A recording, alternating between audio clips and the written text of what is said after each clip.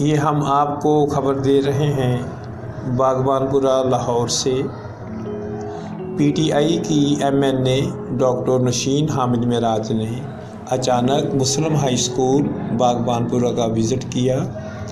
Principal office में principal Sahib Tariq अजीज़ और दीगर उसातिज़ा कराम डॉक्टर अहमद अली, हाफिज़ मनीर अहमद, मोहम्मद शहजाद, मोहम्मद अमीन, अतीकुर रहमान, मोहम्मद अशरफ, मोहम्मद अनवर, नाज़म अली, बशीरुद्दीन और नेमुद्दीन से खुशगवार मूड में गुफ्तगू भी की और स्कूल के मुतल्लिका मसाइल पर बातचीत भी की गई।